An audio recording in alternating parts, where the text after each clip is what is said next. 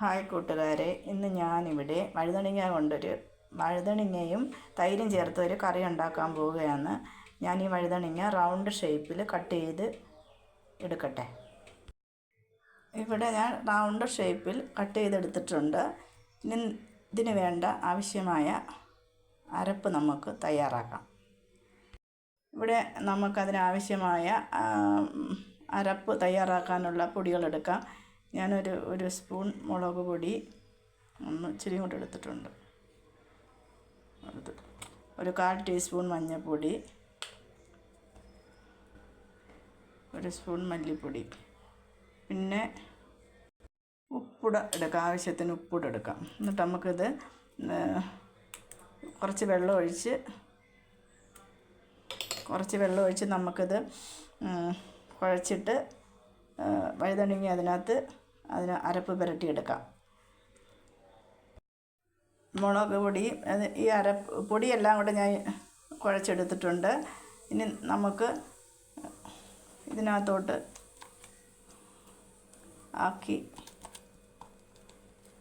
അരപ്പ് പുരട്ടി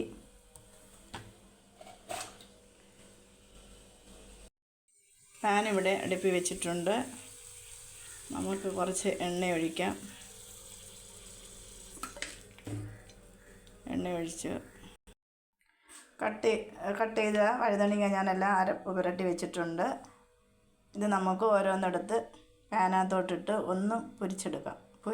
ഒന്ന് മീൻ പൊരിക്കുന്നത് പോലെ നമുക്കൊന്ന് ഒരുപാട് മുരിയണ്ട, അല്ലാതെ നമുക്കൊന്ന് കുറച്ച് പൊരിച്ചെടുക്കാം. എണ്ണ ചൂടായിട്ടുണ്ട്. നമുക്കിതിനി ഓരോന്ന് വറക്കി ഇടാം.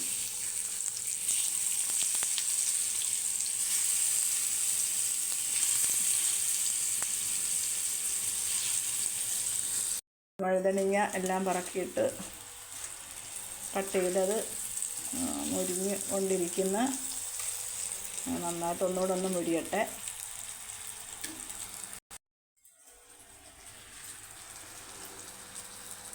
വഴുതനങ്ങ മുരിഞ്ഞുകൊണ്ടിരിക്കുകയാണ്. ഇനി നമുക്കിതിന് ബാക്കി വേണ്ട സാധനങ്ങൾ എടുക്കാം.